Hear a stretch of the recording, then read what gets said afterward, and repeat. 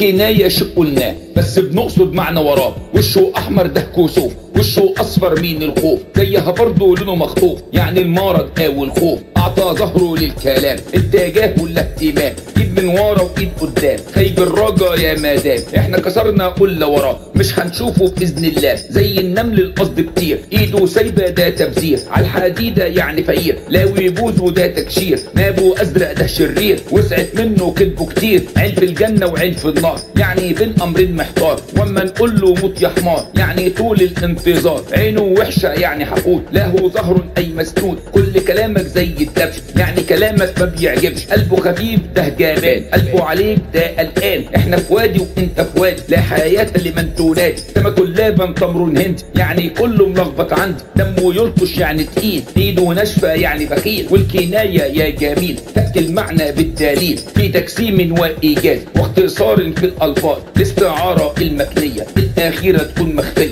ان يأس يغطى عليا، صور يأسه بحاجه ماديه. اما معنى التصريحيه الاخيره بس هي الاسود على الحدود. ما المقصود بالاسود؟ قصده طبعا على الجنود، بس الاول مش موجود. واما يقول لك طف النار، اللي قلبي يا غدار. شبه شوقه هنا بالنار، شال الشوق ساب النار. شفت البغل اللي اتجوزت، تقصد طبعا جوزها بخير. ماما تقول لك ليه يا حمار، مش شتيمه دي استعار. بابا يقول لك نور عيني، كذبه اسمها تصريحيه. المفصل في الاركان الاربعه دي اهتبال. ايه بنتي من زمان زي البحر في الحنان، هو كالثعلب في الزوغان، هي كاللؤلؤ في اللمعان. اما المجمل ده معناه نهتف وجها او اداه. ان جنودنا كالاسود، ان خدودها كالورود. هم اسود في الشجاعه، هم قرود في البشاعه. البليغ العلم حياه دون وجه او اداه. لما تقول له حبك نار ولا تشتم انت حمار. ان عقل المرء زينه، انتم طبعا نور عينينا. والتشبيه التمثيل لما حال بحاله تجيل. ان الشمس حين تميل مثل الذهب وهو يسيل. مصر بتبدي بنور عينيها،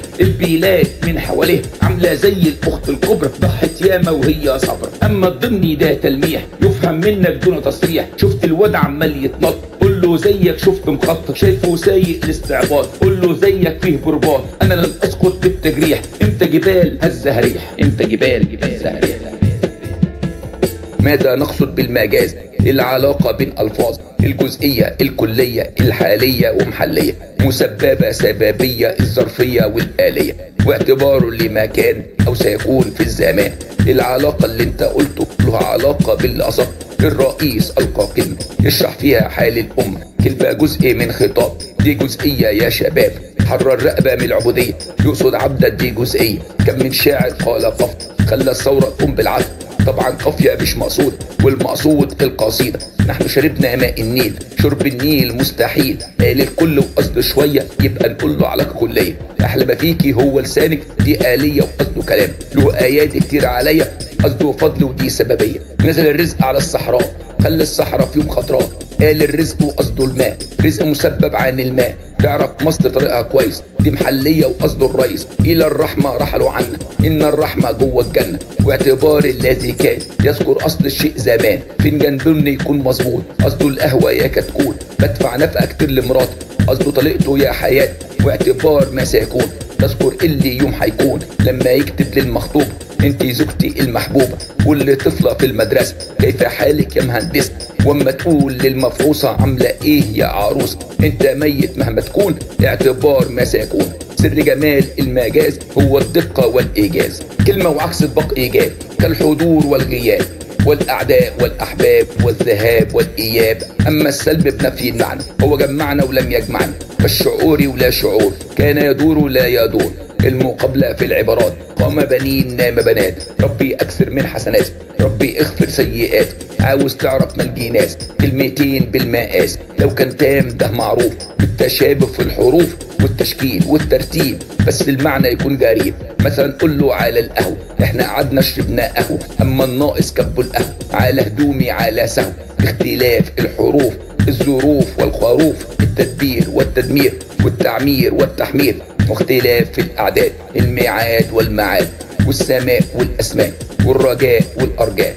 اختلاف الترتيب، القريب والرقيب، التفكير والتكفير، والتكبير والتبكير. واختلاف التشكيل، عبرة وعبرة يا جميل، والعشاء والعشاء، والذكاء والذكاء، والتقسيم يعني تساوي، قعدة حلوة يا ما تساوي، مني وصلوا منك هجروا، فيا ذل فيك كبروا، إن الدنيا قد غرتنا واستهوتنا واستلهتنا، قل في النسر ده ازدواج، لون طيور صوت دجاج، الاختلاف بين الناس، سكتت هند العباس، المراعاة نفس العيلة كالأنهار والخميلة، عندي فضة وعندي ذهب، هذا حبر وقلم كتب، التورية يا واد يا حسين كلمة ولها معنايين، نادي سموحة مش هنادي، إن جدودي عظام يا ولادي، أما السجع فهو حاصل بالتشابه في الفواصل، ممكن تخرج من حياتي، ممكن تشطب ذكريات، ممكن تنسى أبوس إيديك، أصل الدمعة خسارة فيك والتصريع بالقوافي، يلا يا صافي واوعي تخاف، إن الدنيا قد غرت واستهوتنا واستلهت.